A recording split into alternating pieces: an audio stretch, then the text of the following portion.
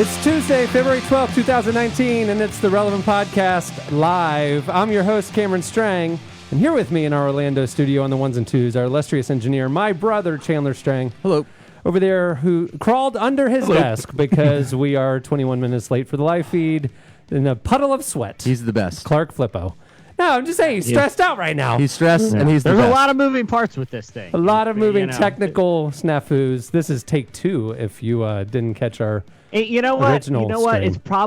It's probably a benefit because I'll say this. I'll give a behind the scenes curtain. During take one, we, to kill time while we were trying to determine if the tech was working, I plotted two Lifetime movies that star Annie as a rodeo queen who solves mysteries involving horse murderers. Trust me, this show will be better. That was a waste of time. Over there on the Skype line from Loverland, Virginia, that's Jesse Carey.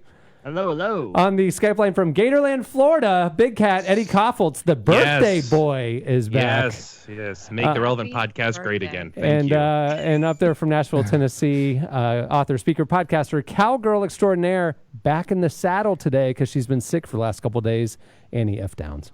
Good morning, gents. Glad to be here. Jesse, before you really get going on this, I want to just preface it by saying, normally when Jesse comes up with an idea, I think it is not good. This, however, I have fully greenlit and have done a second mortgage on the house in order to produce it.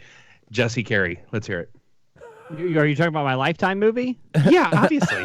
Okay. It was the best thing you've ever said. Okay, I'll say this. There's two Lifetime were movies. good. I'm only going to give you because Cameron announced it is Cowgirl Extraordinaire back in the saddle. Yeah. Back And in the I saddle. suggested that is the second part of a Lifetime film in which Annie is a world-renowned rodeo queen who falls in love with a lowly ranch hand and also has a love triangle with a rodeo cowboy who all three of Always them happens. together go to solve the murder, and you find out the murder in the last act is the world's finest thoroughbred. Here's the twist. The horse died of natural causes. It wasn't that big a deal. It wasn't. He's a very old horse, and But the horses clown's die. green eyes remind me of home, don't they, Eddie? Horses, The clown's weird green horses. eyes Oh, my gosh. remind me of home. And every time she feeds the dog, she remembers her horse because they eat horse meat. Dog. Oh, my God. No. Wow, they do? We can no. we can edit it out. No one will see that. Yeah, this is fine. We can just edit all this out. Annie Good. can never use glue again. She's so traumatized by the offense. She only uses Right, staples right. Better joke. for the rest of her life. Staples and nails only. No glue. Oh, that's right. No glue. No glue. Every time she passes like Elmer's glue in like the store, she just I can't a even single look. tear falls down. That's right. Just one. From my days as a rodeo queen. Oh, Happy this has started as expected. Happy Keep going. birthday, Eddie. Thank you. What is this? The big 2-6? This is the big 2-6. I am 39 today, and real talk, I have never been so weirded out by a birthday as I have been this one. Really? Why? It never affects me, but this one I have been. I just. What are the feelings? Keep going. The stakes are very high because I walked into a thing where I have to talk about myself, and I don't want to do it. But go ahead, Right. Jesse. What is it about 39? Wait, what is it about 39? because the stakes are very high. We all know that 40 is the beginning of the end. And from there, you start a slow carriage ride towards inevitable death. So you're And saying he's at the top of 39 the hill right is now. your last chance, to live, Eddie. He's where he that is seems at like in a his life is he has extreme. been waiting in the stair line for the big water slide, and he's right now at the very top with the little lifeguard guy waiting for the green light. His feet are in the water at the top of the slide. He's holding on to the pole. Yeah. Yeah. That's 39. And a lifeguard says, I have one rule. Don't go head first. And you go, sure, gotcha. And you do a flip over at the last second, and you fly down that thing head first. The spinal injury was worth it because what a thrill. You were turning basically 40 anyway. If there's a year... If there's a year to suffer a catastrophic spine injury, it is now, my friend. It is now. Was 29 weird for you as well? Eddie, is it the turning Not of at the first digit, the tens digit? Not at all. No. It was totally fine. It was not a thing. I thought it was going to be a deal. I think it's truthfully, it's a little bit like I've always thought of like my 30s was this decade where I set the tone for what I'm going to do for like a good portion of the rest of my life. And 40 is when you kind of start to, I feel like lead and do the thing you're going to do. And I'm like real in my head. I'm like, have I got? I hate talking about myself. No, this is the worst birthday present. I mean, this sounds not as cool as something involving a potential. This is all any of us got you, so you need to go ahead and talk about yourself because this is the only gift you're I getting. got you a neck brace. That was your. Trust me, Eddie. You're gonna need it this year. Oh, That's no. your osteoporosis is setting in. You're gonna need this. I think about a lot. Like, am I where I hope to be in the entirety of my life before launching into what will be this next decade where I lean in and do the work? Oh gosh. So anyhow, I think I'm gonna be fine. It's gonna be okay, you guys. Thanks for caring. Being a 4 is a real pain on birthdays, eh? Oh boy. Real thing. Being a 4 is a real pain, just waking up and then all the way till going back to bed. It is a lot of in my head time. I'll just Back never in the forget saddle. a couple of last year maybe when you broke your hand because you punched the ground. I was like, I've never understood Eddie better than when he was in his head so long he punched the ground. One year anniversary of that. It was actually February 13th, and I broke the my day leg. after your birthday? Yeah, This story goes What are you going to punch deeper. this? The I feel day like- after your birthday is when you punched the ground. Yeah, it was Annie. I feel like, Cameron, don't you feel like every year from here on, Eddie has to find something else or someone else to punch on his birthday? It's an annual literally tradition. Flop sweating about through this It's- shirt. I it's, am so uncomfortable. I am Birthday flushing and then uncomfortable. punch day. Literally, it's like Yeah. It's like Boxing Day after Christmas. right. Yeah, Jesus' birthday, Boxing Day. Hey, Eddie's birthday, punching day. Nice one. Yep, tomorrow's the big day. And then so. Easter. I mean, Easter, then Valentine's Day. I'll say then yeah. Easter. Oh yeah, Eddie's that's birthday, right. Punching Day, Valentine's Day. Yeah. That's a good trifecta right there. Yeah, that's a great week Yeah. for you, Eddie. Sorrow, Yeah. anger, and love. But I mean, it's like a whole spectrum of 3 Yeah. days. I mean, that's not the whole spectrum of emotions, but that makes sense coming from you, Cameron. It's the full That's not the spectrum full. of Cameron's emotions. Yeah. Sorrow. That was anger, the love. that was the 20 minutes until we started the second live broadcast. Right there. Sorrow, anger, and love. Mr. Cranky Pants. I'm not going to get into it, but holy smokes, there was some tension. Everybody. You know who wasn't feeling tense? Jesse Carey. I don't even think he knows we're on. What's happening right now? Where are we? I don't even know where I am. I don't even know where I am. Someone wheeled me in front of this Hey, computer. we have a This great thing- show in store for you in the next hour. Coming up later, Young the Giant joins us, one of our favorite bands. And also we have Slices, and then we have a very special listener interaction segment. You guys, I'm watching all the Facebook comments going live right now. Justin Smith loves Eddie's bongo printer, by the way. Jerry Almonte wants to know who punches the ground. The people are talking about 4s, their psyches. It's a whole thing going on right now. Join in the Facebook show. comments. 99% of them are them talking to each other. Which is great. And then That's the Eddie, best thing. We Eddie, want our listeners to be friends No, with that's each like other. texting in a movie theater. Pay attention, everyone. Hey. Pay attention. I'm speaking right now. it's the highest compliment we can ever have is when the people who listen to this podcast are friends with each other. That is the highest compliment. you know what I'm hoping? It's the week of Valentine's Day. It's the week of love. I'm hoping a couple single people find each other in the comments here on the Facebook stream. Great would that be? We That's need. Hey, if you're on the Facebook stream right now and you're single, raise your hand. Go ahead and just let it be known, and then there you go. You're welcome. Y'all, If just there say is hi. a love connection, we can promise you that we will all attend. If it is in a location we want to go to, you're paying for all of it, and also giving us lots and lots of money individually on the side. We promise.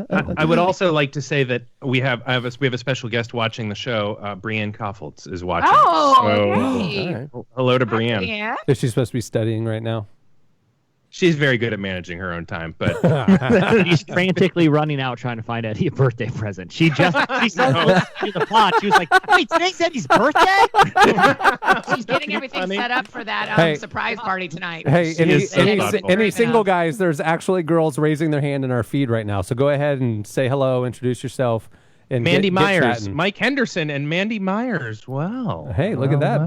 Mike and Mandy. I like it. Sounds I like know a sitcom. you guys seem People's great lives. together just because names.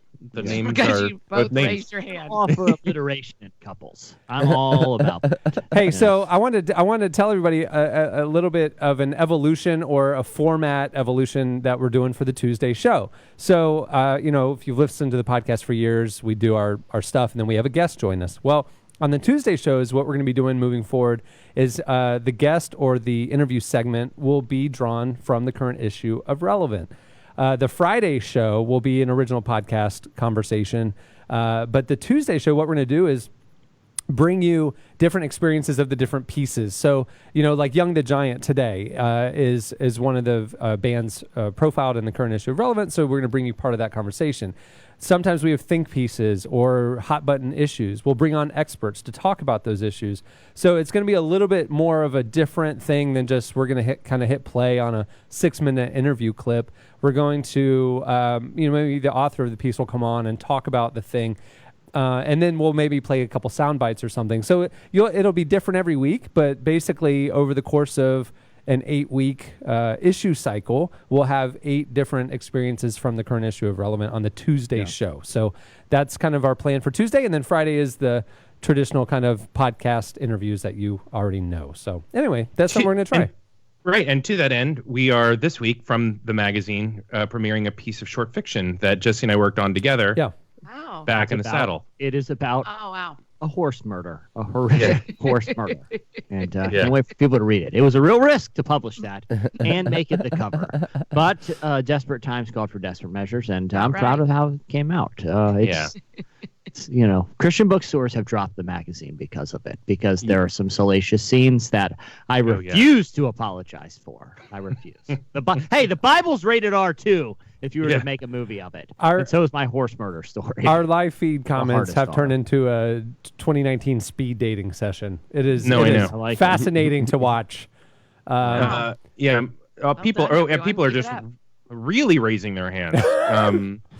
I would encourage you to just slide into each other's DMs and see how that works. Isn't that what people do now? It sounds dirty when you say it like that. Oh man, isn't that how it works? You said it in the creepiest you got it. way You're possible. right on.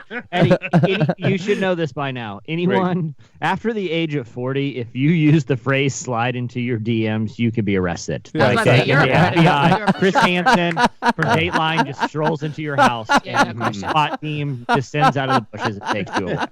Chris Hansen. A 40-year-old said, "Slide into DMs. Get him, boys!" Yeah. Knock on the front door. Excuse me, sir. Oh no, Chris Hansen. Oh great. Can you see that camera? I said it, Chris. Take me away. Hey, Chandler, can you do, I don't have a window to see Clark. Can you do a check? Is Clark doing better? Are you okay? How you feeling? He's thumbs up. Give him the thumbs up. Well, I think because Clark realized it's his last day, and he's finally I hope not. No, he's finally taken the leap into his own self-published short story book that he's been waiting to write, and he's out of here. So I was so nervous about my horse murder story that I gave Clark the byline without his knowledge, and so if he still's got a job after that got published, I think he's safe. Right. I will tell you, Clark makes a great first impression because I met Clark when I was in Orlando for 10 seconds. He was introduced. I'm not even certain that I knew he was working at Relevant, and he was wearing, it was like a t-shirt that either had like a lot of bears on it or a lot of wolves or something like that. And I thought, that is a man that knows how to make a first impression. So that's in my head. That's what Clark is always wearing. Forever. Oh my goodness, Eddie, do you see the comment? Ronaldo Guevara, he says, "Hello, ladies," and he put a link, www.rayguevara.com/single. Wow. He has his own single page on his website. I like it. Hey, and I got to tell you, ladies, just who are listening and who have raised your hand, you need to not click that link. The malware that's going to be installed on your computer. No. You know what? Right now, Chris Hansen is sitting in a van somewhere with like a team of surveillance guys, and they set up that link right now. They're like, "Is anyone going to click Ray?" Right. That's exactly right. I want you to find. They have a guy in shrubs outside of Ray's house, and he's wearing like one of those nets with leaves all over it, just waiting to tackle the guy as he leaves the house with like Mike's Hard Lemonade. We know what your intentions were. It is bizarre. Well, we don't need to talk about this. Okay, hold on. I'm clicking on it right now. So if my feed gets choppy, it's because I'm opening it up, and it is asking me. 38 Windows just popped up saying, "Oh, look at this. Ray has his own website. The title of it says Single and Seeking to Mingle." Hey, my name is Ray.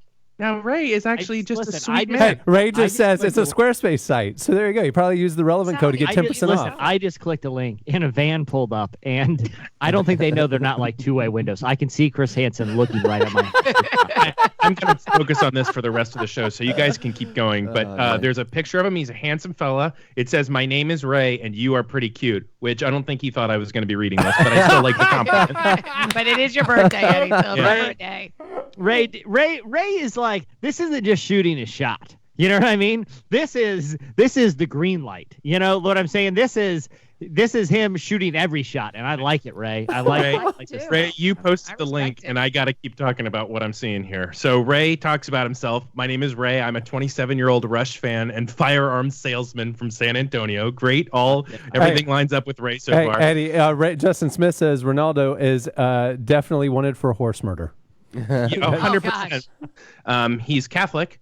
I'm not Kirk Cameron, he says. Don't trip. I drink lots of beer and cuss when I watch the Longhorns. So, it's not even that big a deal. We can all see past it. So yeah. But hey, this is, if people are listening to an audio show right now, if you've downloaded it after live, this is all the more incentives to come to our Facebook page. Cameron, you don't have to do a plug here, do you? Go ahead. For our audio listeners. Facebook.com/relevant. Like the page. Not only are you going to get a lot of great content every day, you'll know when we're going live at about 10 a.m.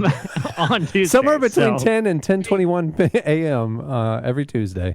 Hey, I'm sorry, Cameron. I know you have a podcast to run here, but I will tell you that Ray in 2017 started a podcast, and it was called Ray Loves Women Podcast.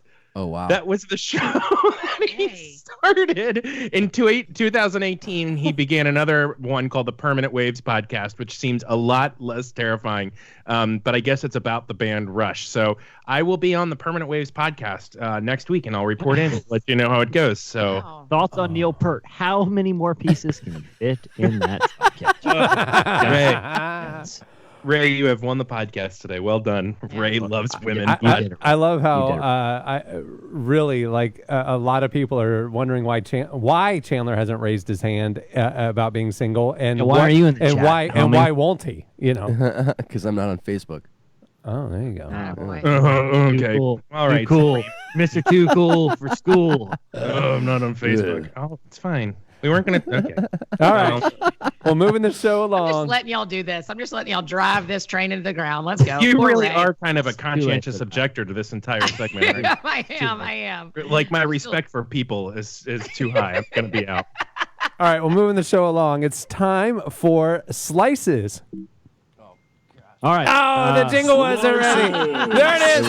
It was. There it is. There it is. Oh, boy. Okay. I said that was my fault. That was not Clark or Chandler. Let it be known that was the Jess Man's fault. He stepped all over it. Right. I stepped all over the jingle. Okay. Here it is. It's time for slices. Okay. What do you have, Jesse?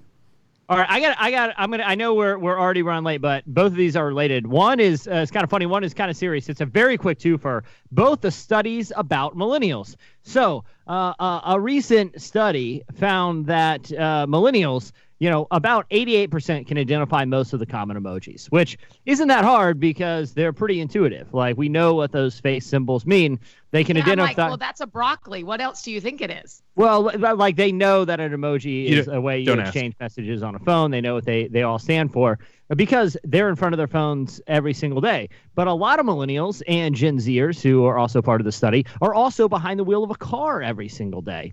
And they saw a symbol. I'm going to describe the symbol to you guys, and I want to ask if you guys can identify it. It's yellow. It looks basically like a horseshoe with tire tread on the bottom of the horseshoe and an exclamation point in the middle. That is on every dashboard and every car in the world. Flat tire, right? Yeah, flat tire, yeah. It's the tire pressure symbol, which means Yeah, the tire pressure was low. Only 49% could guess that was what that symbol is for, even though they see it every single day, though they have no problems identifying the symbol for Wi-Fi, identifying the symbols for emojis. So it's a little bit surprising because they're behind the wheel of the car every single day. So, one, I think the symbol is terrible. It makes no sense. Like, it's just like, it doesn't indicate in any way that that's a tire. I feel like if symbols that are in dashboards use like emojis, if it was a cartoon picture of a tire that was losing air, we would all know what it is. So I feel like Right. it's kind of the fault of the symbol, not necessarily millennials. But on a more serious note, I know we started off the show with horse murderers and some vaguely inappropriate To Catch a Predator references. So I thought I'd bring a little bit of substance here. A new study by Ray's doing the millennials- best he can. Don't dog on him. He's doing the best he can. So a new study also, this one's from the Barna Group, that looked at millennials, Christian millennials in particular. And they asked them questions like, the best thing that could ever happen to someone is for them to know Jesus. And they responded that, when someone comes to faith in Christ, their life gets dramatically better. Christian millennials almost universally agreed with those statements. But when they were asked, is it wrong to share one's personal belief with someone of a different faiths in hope that they will one day share the same faith, 47% said that they agree that that is wrong to do. Hold on. Yeah, to do verbally, to like Say it verbally again. is what you mean. So And- 47 sorry. Jesse. 47% believe it is wrong to tell someone about their own faith. So tell someone of another faith about That's their key. faith Yeah. with the goal of converting them.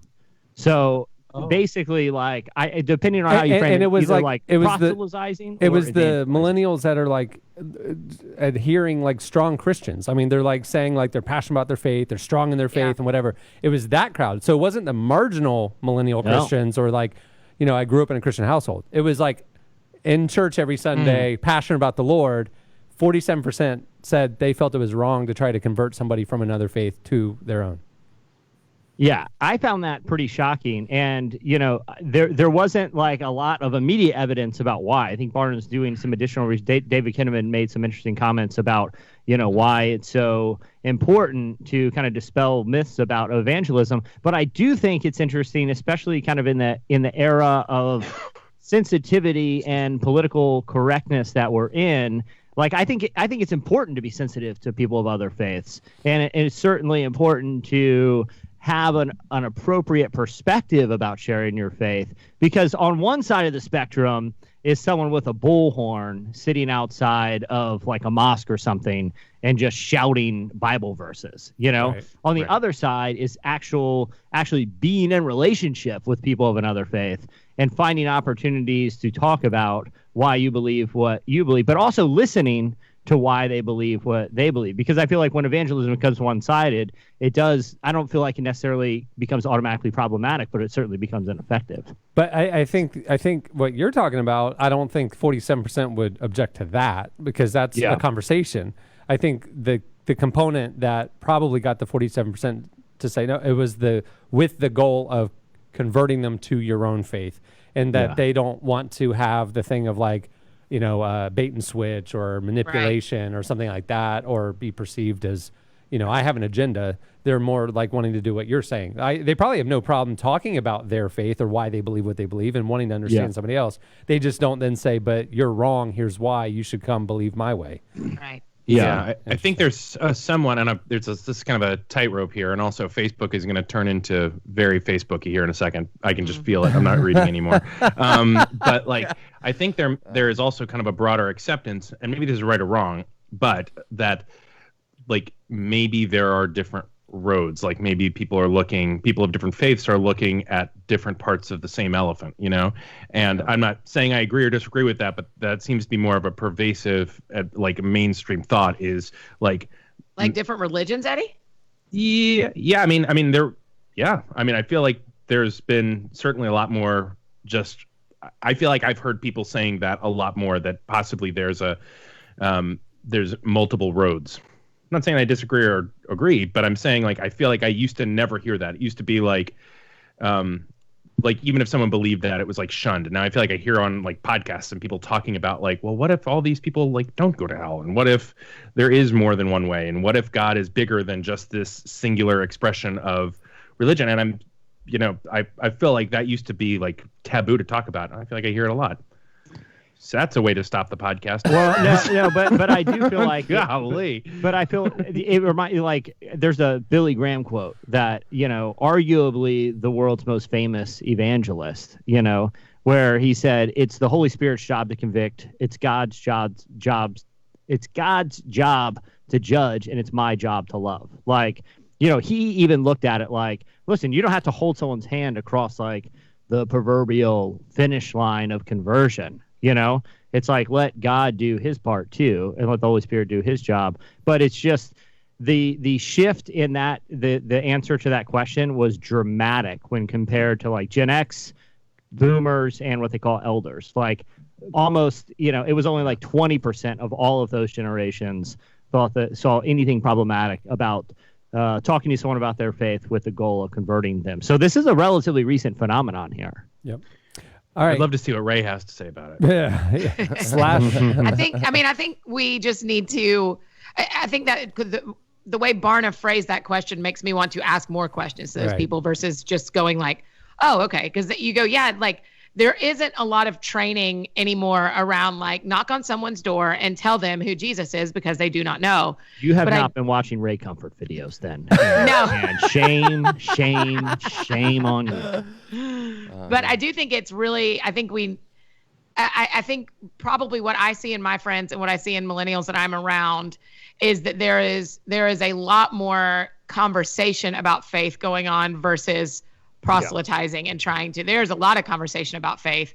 And I really do think that it's important that our friends know that Jesus is the right answer, right? Not just for some eternal ticket, but for the peace that can happen right now. And so to not ever talk about it is for your friends to miss out on a better experience they could be having right now. Right? I was talking to a guy the other day, and he said, "Listen, I am here we go. spot. You had your second. I've been implicated in several horse murders, and who could ever love me again?" I would have bet $1,000 he was going to figure out a horse. Yeah. Oh, I knew. I mean, there was no question of whether we were going to have a serious conversation about Jesus being the way, the truth, and the life. But I just thought I'd try once. That's what the If Gathering is for, Annie. You go give that talk at the If Gathering. Hey, I just thought it was interesting. It is a study about millennials. Yeah, it is. Yeah, kind of the shift, especially because it's so different statistically than previous generations. Like it's dramatic. Yeah, it's like double. It's more than double the number of any other generation ever recorded. That really is crazy. All right, what do you have, Annie?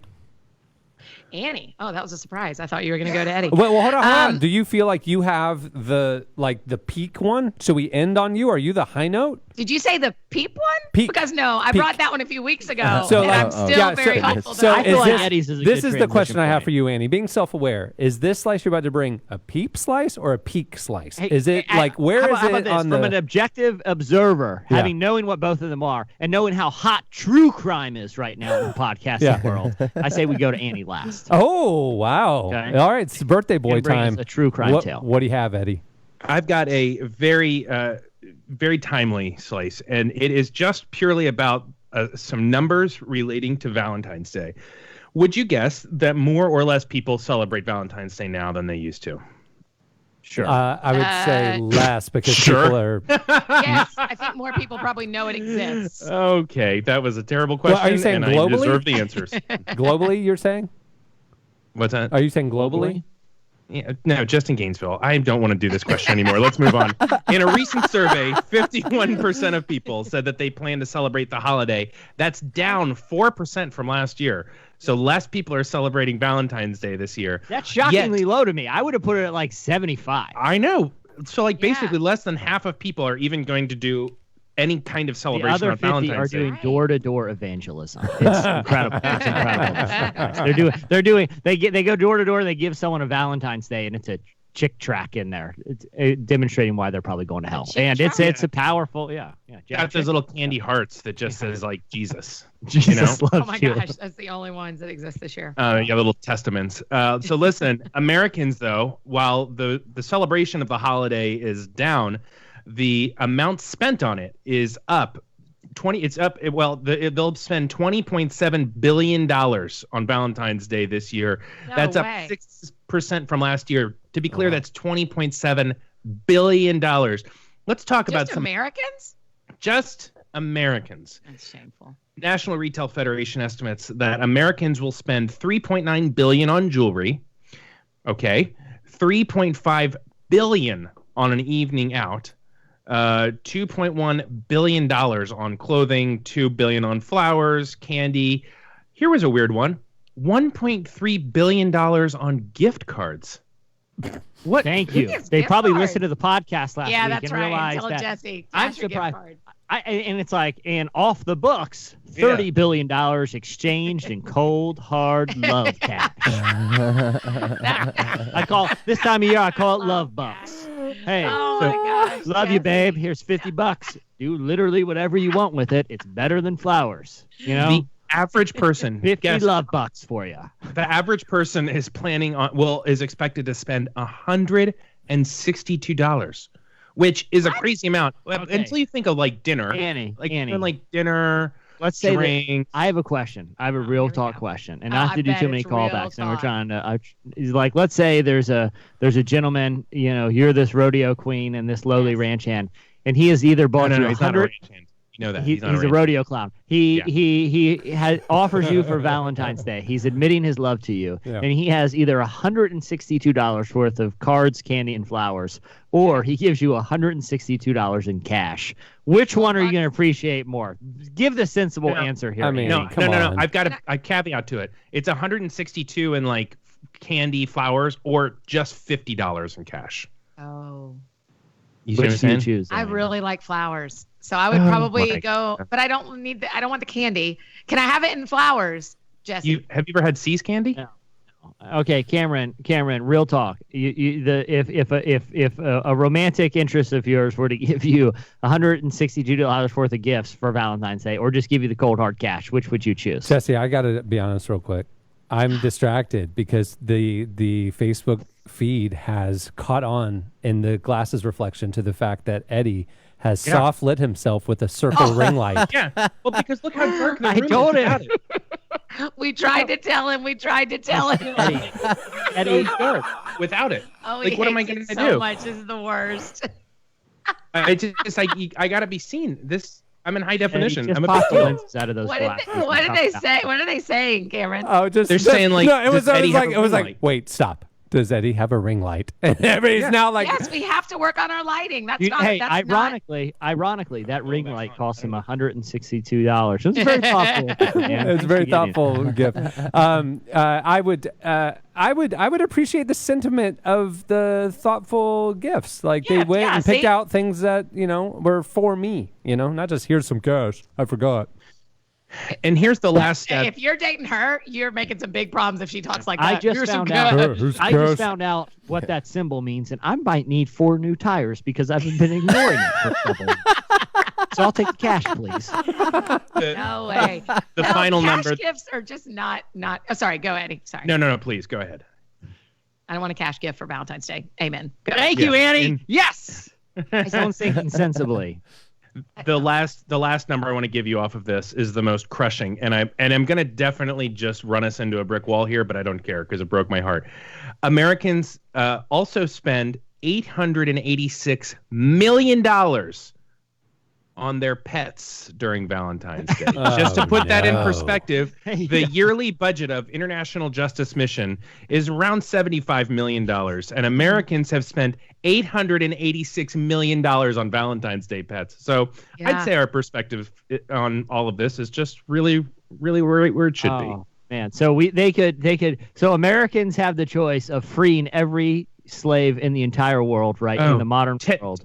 10 times over, they could fund IJ. Or- I mean, that's the hunger stat too, right? If ever that we could end world hunger immediately if everyone gave da da da da. There's some Or stat get like hilarious red high heels that you can put on the back of that chihuahua. You know, Right. when you frame it, chihuahua, that video would be hilarious. yeah, when you frame it like that, I totally agree. We got to spend more on our pets. All right. What do you have, Annie? Happy Valentine's. Well, listen, this is a crime podcast waiting to happen. Y'all know how much I love those, including Up and Vanish that is coming with new episodes of season 1. I've been very happy about it. Listen, Beverly Harvard. Paid by them now? No, I'm just saying to you guys as my friends how very happy I am that he's looping back to keep telling the story. Go to upandvanish.com/Annie for Downs now. For an exclusive. No, I'm not. We don't ever say shut up. I'm sorry. That's so rude. I'm so sorry, Josie. You should hear we're when live. we're not recording the things that Annie says is It is hard to know her. Yeah, when I taught school, that was like the one thing we weren't allowed to say in my classroom. So it comes across so I hate it. So the podcast Up and Vanish has paid Annie 160. My apologies, Jesse, we're not in front of a lot of people right now, so it's no big deal. Okay, so let me tell you about Beverly Harvard. Beverly Harvard is an elderly woman, and she and her husband live together as husband and wife do in Houston, Texas. And she noticed that her spare keys got disappeared a couple weeks ago to her car. And she just thought she misplaced them. And then she started noticing, Eddie, you're going to love this. I'm listening. I believe you. She started noticing changes in her vehicle. Like she'd get in the morning and the seat will have been moved or the mirrors will have been moved. And it was every night. And so she kept saying wait, she'd get in the car and wait, that's weird. And she'd like put it back how she likes it. Yes. And then the next day the seats moved again. Same again. Yes.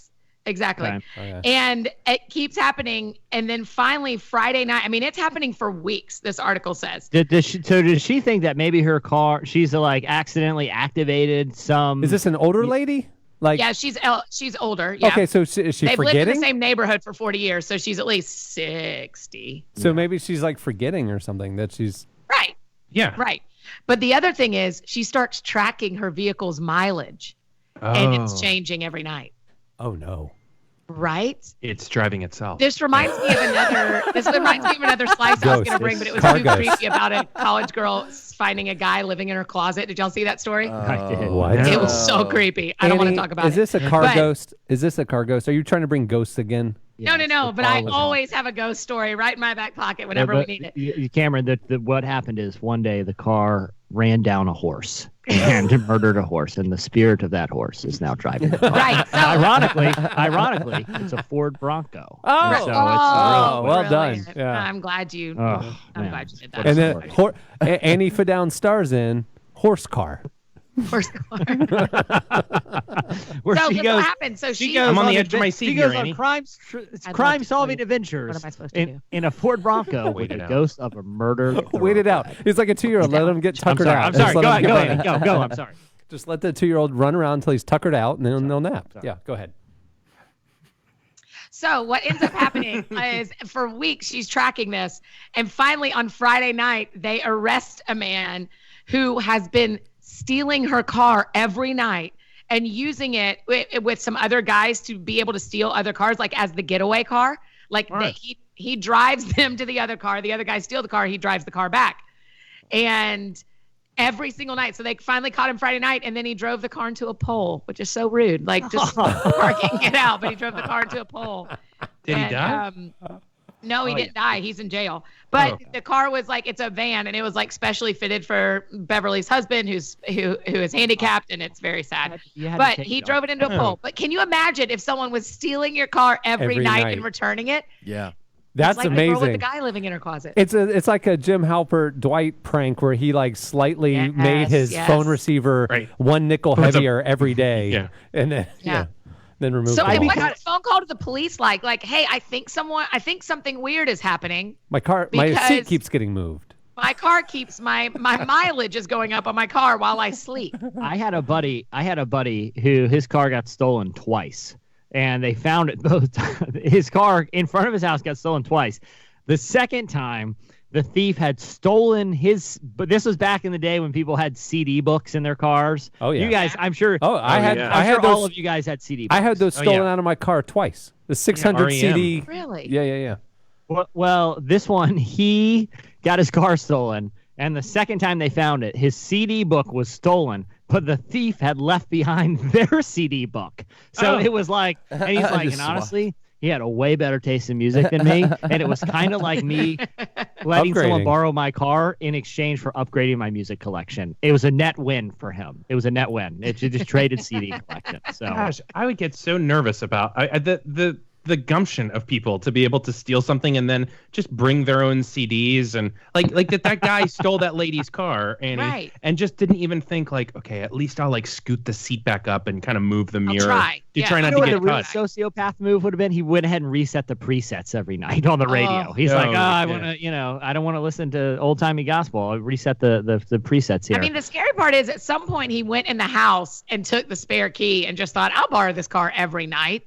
And then Beverly and her husband are riding around in the day, and they don't know that at night, the Hamburglar is taking her car everywhere. Howard, did you have a fish fillet? There's a wrapper in the backseat. Causes real marital issues. I swear I saw him going to Arby's. No. It's been a great crime podcast, though. I've loved it so much. Yeah. But I'm kind of like, I think if I was the car owner, I would think it's way more cool that it was used in some sort of Gone in 60 Seconds car Jesse, theft ring. I just found our hero. Nice.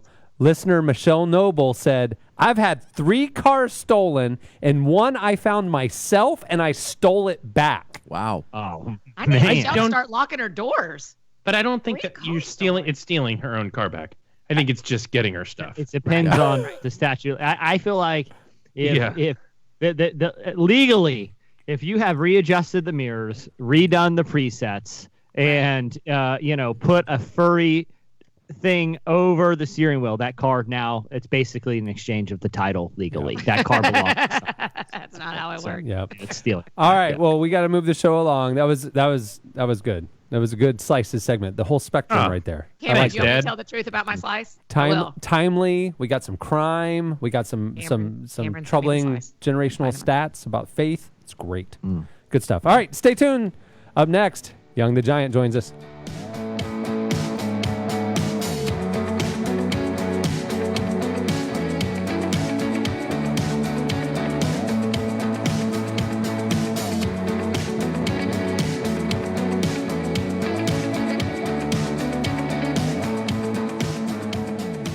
Well, this week's live podcast is brought to you by Blinkist. It's a new year, and I think we're all trying to better ourselves, right?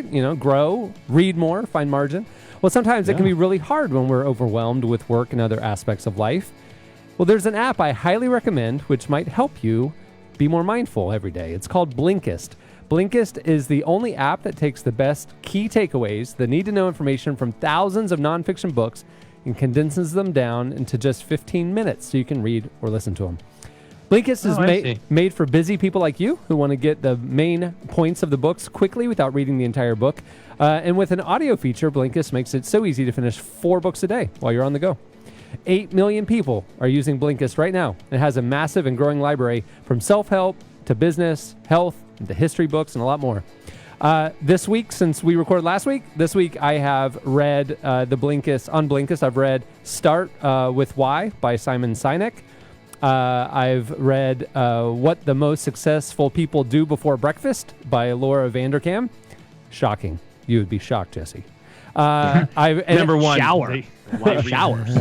And I read Hallelujah Anyway by Anne Lamott. They have a Christian section. Wait. Yeah.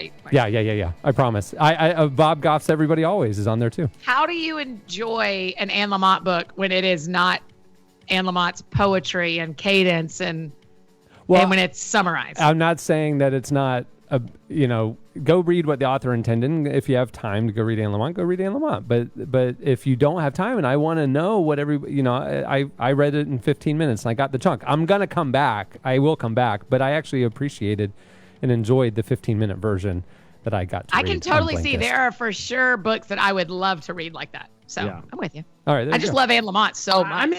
I'm actually into it. I feel like there's a lot of books that are like, I don't need to spend let's get the highlights of this. That's exactly what Blinkist is. I really love it. I love it. Well, right now, for a limited time, Blinkist has a special offer just for relevant podcast listeners. Go to Blinkist.com/relevant to start your free 7-day trial. That's Blinkist.com/relevant to start your free 7-day trial. Blinkist.com/relevant. Well, Young the Giant recently kicked off the second part of their world tour with a performance on Late Night with Seth Meyers. The band's latest album, Mirror Master, has garnered critical acclaim, not only for its progressive indie rock sound, but also the lyrical themes about the search for truth, the immigrant experience, and being true to yourself. We recently spoke to frontman Samir Gadia about the breakout album and the new issue of Relevant. Here's a part of that conversation.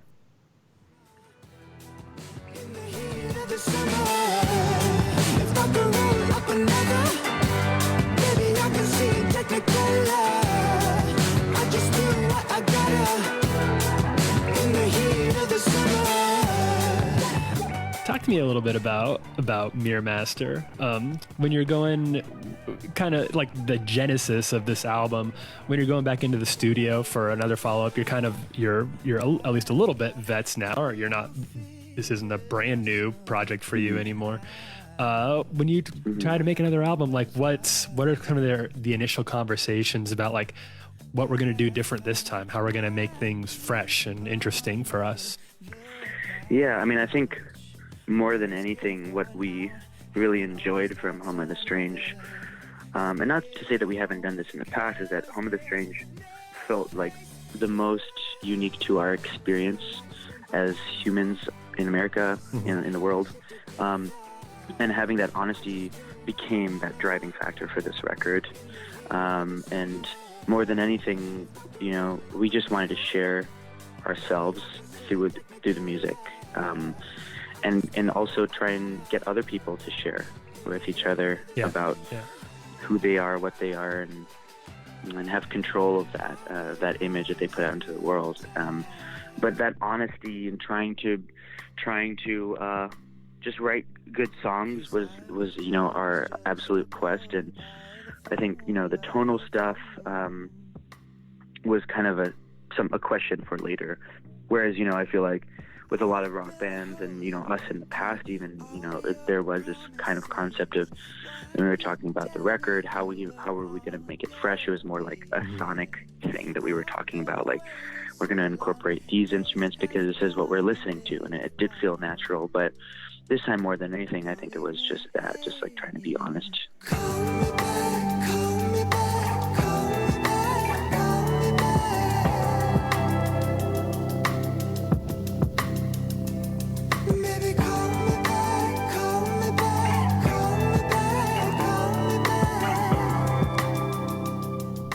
Being honest is kind of it's growing increasingly tricky, and you talk about this a little bit in the bio, and I really resonated with the idea that with the digital sphere and with the current political moment that we're in, it just feels like there's so many, it's so complicated to just say what's actually on your mind and what you're really feeling, because it gets misconstrued, it gets taken the wrong way, and you feel like you get sort of fractured into a bunch of little pieces and split across a bunch of different environments.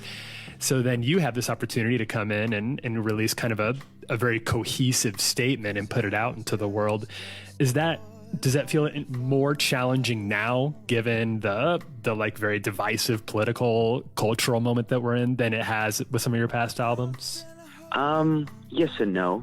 I think, you know, even with Home of the Strange, that was a record that we did before Trump was even in office, and before, you know, we really kind of started really seeing the follies of what was going on in America. And yeah, this, you know, in the wake of all of that, you know, there is this obvious notion of trying to describe the experience, and that can be difficult to do and put it in a unique way. But I think more than anything, you know, once again, like, it was kind of that honesty that led us home, and the faith that if we were going to say something, and it came from what we were really feeling, then it would be a unique message and would be a holistic message that could be applied to the self, you know, and then that could be, you know, taken to, you know, construed with a larger audience as well. Yeah.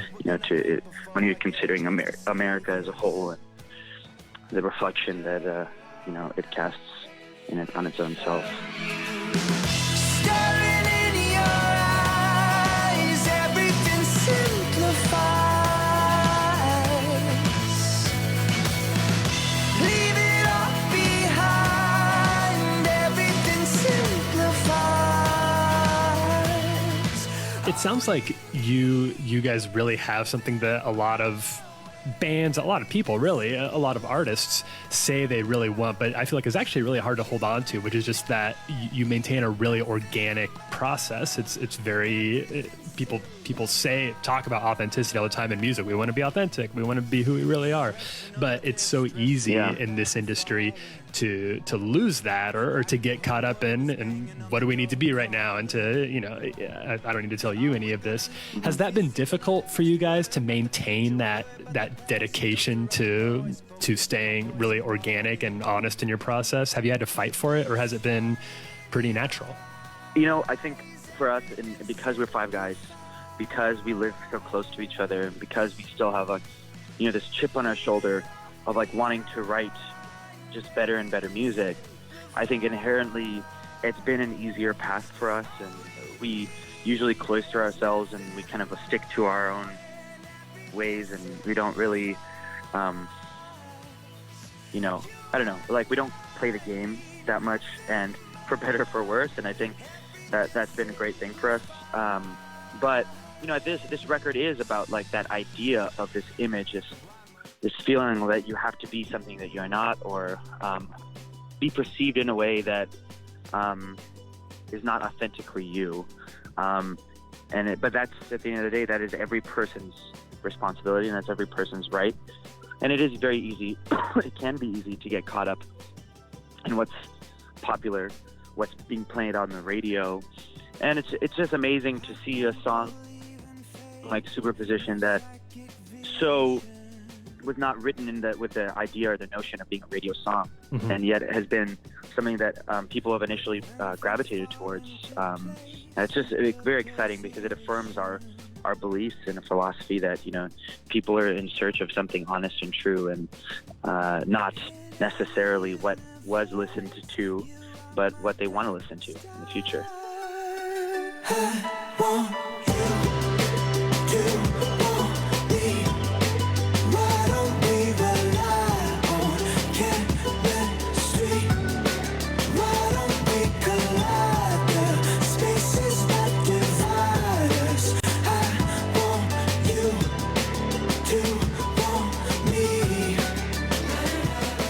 That was Young the Giant.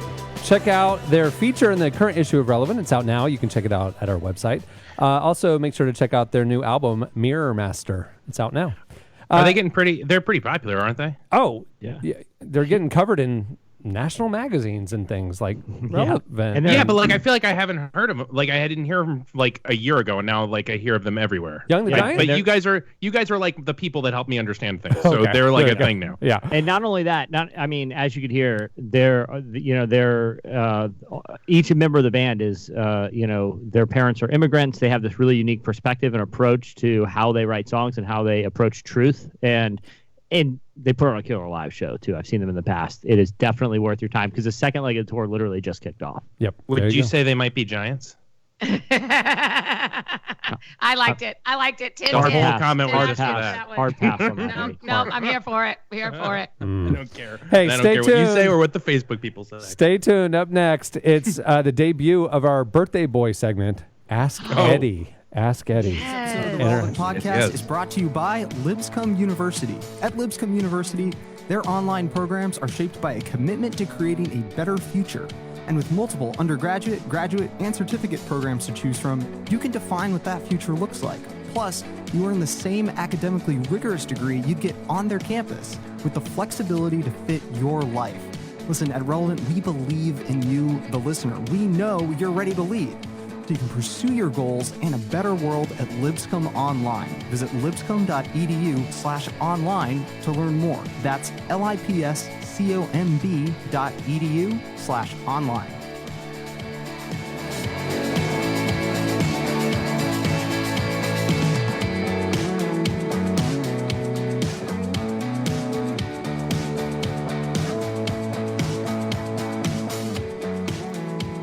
All right, Chandler, I'm asking, do you have a jingle for this? That guy seemed like a nice man. No, I do not. Just did the ad read. No jingle. All right. Yes. All right. Lovely. I can do it live.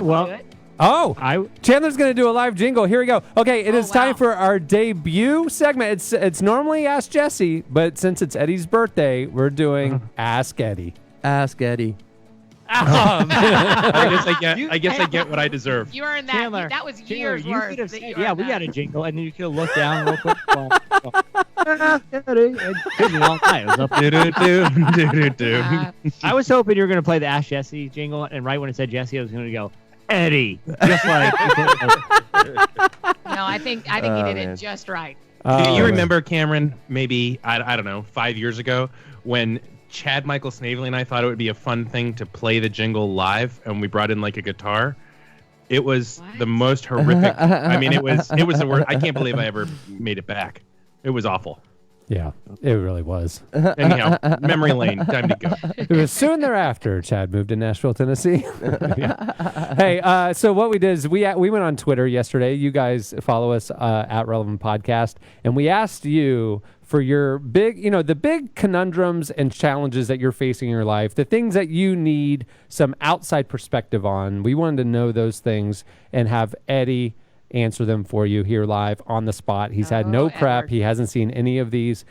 Jesse and I are going to bring them to him now. It is Jesse, take it away. Yeah. Annie, be merciful to Annie. Like when you see me begin to sweat, just hop in and do what you do. And I will say this, Cameron, we got a tremendous amount, and I try to whittle them down to like a good mix of questions. I don't know how many we'll be able to get to, but Eddie did text me privately before this started and said, I would appreciate if there were no musical theater questions involved. Cameron, I chopped them in half, and we still have a ton. Okay, so Eddie, this one is this is from Daryl, and Daryl has some professional advice because he has a very unique job. He oversees the guest services team at a Target store, and he wants to know, without asking who hurt you, what is your best advice for making a connection and de-escalating a disgruntled guest? Ooh, that's funny. Somebody's up there just like irate, complaining. I would say, "Who hurt you?" That's actually true. Yeah. And the other thing too is like, how little training does Target do if he doesn't know the answer to this question, and that's his entire job? Hey, have you guys ever heard the song Edelweiss from that movie? What Sound of Music? Sound of Music. Yeah, that's a great. I think that the number one de-escalating technique that Target actually trains people to do is you go up lips to the person's ear that's upset, and then you just start singing Edelweiss really softly in their ear. Do you know this song? No. No. Okay. I absolutely know it, and that is such a beautiful suggestion. That is really so sweet. weird. All right, let me. It's about a flower. All right, hold on. I'm going to be the disgruntled Target customer. Okay. And Okay, Eddie, you be Daryl, okay? And we'll put the advice to action. Okay. Excuse me, sir. I bought these $162 pants from the Brooke Shields collection, and they don't fit my girlfriend. I am disgruntled and in need of de-escalation. I love you. It's all gonna be okay. and I think just like awkward ASMR whispering in the my ear. business to Coles. Okay, All that right. was a terrible Okay, answer. to the dozens Coles. and dozens and dozens of people calling for a Chandler cam. Yeah. we're working I've on said that. that for a So year. so stop. We're working on it. But also stop. rather not, It's but all right. not gonna happen. No, It's fine. No, we're trying to make it happen. Clark You is really stressed want a enough. guy with you want a constant feed of a guy with a hat who's sitting there laughing every 10 seconds? Yeah, it's Jesse. It's boring. Yeah. Oh, yeah. Actually, some people have made a fine career about Jesse, it. by the way, people have commented they really like your Walgreens hat, Jesse. Oh wow! That's totally hilarious. People don't know what Major League Baseball is. I will say this about Jesse's new era of hats. On Friday, he wore a hat that had a simple block A on it. Just an A, Yes. right? Not like the Oakland A's fancy A. It's just an A, like a Helvetica A. Yesterday, he wore a hat that had a simple BB on it. Today, he's wearing a hat that has a W on it. I think I see a pattern, Jesse. They're all baseball hats. Some of them are old school and very cool. Hey, by the way, everyone making fun of the A hat there at the office. It stands for Army, as the United States Army. You don't mess with that. You say, hey, that's a cool hat, man. You know, Cameron's throwing shade on the hat. It doesn't bother me. It doesn't bother me. Go all the way through the alphabet. I think you start at A and go all the way to Z. I think you need 52 hats. In a meeting, what? 52? in a- 26 hats. In a meeting yesterday, 104 I hats. predicted that today's hat would have CCC on it because A, B, B, CCC. I see a pattern. I was like taking the SATs, but he didn't. He wore a W, threw a wrench in the pattern. Hey, True answer for our target. True answer for our target friend, because I think you may have actually been asking. When people are actually escalated, they really are just saying, hear me. So probably you just don't say anything and let them talk, right? And then you just say, I hear you. Because they're really not looking for answers. If they're that upset, Like when you're that upset, you're not actually looking for somebody to help you. It's So not, and it's most likely That's not good about the advice. thing that's right in front of you. No. Their whole life is in shambles. If you are freaking out at a Target, then you've got a lot of other stuff happening, and that is not on you. All you 100%. can do is be there and say, "I'm here. I'm not leaving." So that's the actual answer. Okay, but also singing in the ear. Okay, ask Eddie. Zachary says, I have such a boring life. How can I spice it up? Oh, Zachary, I have a friend who has a website, and he runs a rifle range or something in San Antonio. He is a podcaster, and he is Catholic. As soon as you can get to his area of the world, I think that things are going to like spice up for you a lot. That would be my suggestion. His name's Ray, and he's a heck of a fella. And apparently he's single. Annie, do you have anything better than that? I mean, I can't imagine anything I'm gonna being more I'm gonna let that answer the question. I will say this. Whenever I need to spice up my life, I go and have a freak out at a Target store, and I just let off some steam. I get escorted out. It's a whole scene, and add a little spice. Here's one, Eddie. I'm curious about Eddie's answer on this one from Crystal Leanne. I don't know if you saw this. Due to the rains in Southern California, ants have invaded our house. Help! Oh my gosh. What should we do, Eddie? An ant infestation has struck. I mean, you got to sell the house, right? I mean, that's not the only option. You There's no. gotta move. I would also suggest maybe that instead of, I mean, you're never going to beat the ants, but maybe you can try to control them. So maybe you set up little areas of like just pouring maple syrup and sugar in an area of the house that you're essentially just going to be done with. Like, all right, they can have the guest bedroom and maple sugar, and then they all just go and live in there. I think that's probably the best advice I could give. Yeah. Compromise with their hive mind. Sure. Yeah. Cameron, do you see what Natalie said? This is another one. I feel like a lot of people found themselves in this situation in modern times where business casuals knew a thing. New thing. If I'm going to ask Eddie anything, it's going to be about fashion. So I agree, Natalie. You have come to the right person. He did wear on his birthday. He wore one of the 10 exact same. Eddie has a identical shirts he uniform, owns. Cameron. He has a uniform he wears. He's so good at fashion, they've narrowed it down to one outfit. How many of those do you really own? That shirt you have on right now? And 10 of them. Yeah, 10 of them. And then I have 3 pairs of pants that I rotate through. And I will say, not only am I really great at men's fashion, but women's fashion. So, Natalie, you've really come to the right person. How can I serve you? Natalie says, I finally work in an environment that doesn't require business professional dress code. I'm enjoying wearing jeans and hoodies, but any advice on hair or clothing to set myself apart? Eddie, what do you have for Natalie? Boy, Eddie. I first of all, I'm going to push back hard on hoodies. I like them, but they're pretty frump. Stop with the hoodies. Yeah, 100% stop with the hoodies. You can be comfortable and you can be happy, but I'm just saying, like, hoodies are. But I think that maybe hoodies are great brunch attire if you also have on, if you look like you're going to go to the gym later, whether you do or not. I think it might be fun to switch to like a shop onesie every single day, the same one, but then do like crazy socks. So people are like, oh, there she is, Natalie. What is she wearing today? The socks. And then like you start to get a lot of friends through the socks. Is that a really good idea, Annie? I think it is. Yep. You don't even have to answer. Yeah, It's really incredible. I don't know. You can order face socks, Natalie, just like I ordered for the guys for Christmas. All right. Jesse, how much do you wear your face socks I got you for Christmas? I wear them every single day, and I think about this podcast, and I just laugh and laugh. Cam, you too? Yeah. Hey, this is funny. There's a million questions, and we only have a couple more minutes, so we need to move forward. But this is funny. Ray, our good friend Ray, submitted a question this week. Eddie, he says, I need more money.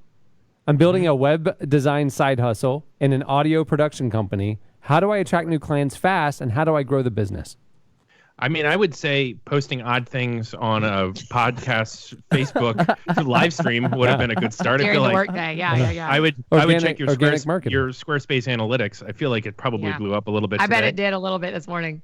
I'd say more pictures of you camping oddly in open fields in the middle of the day.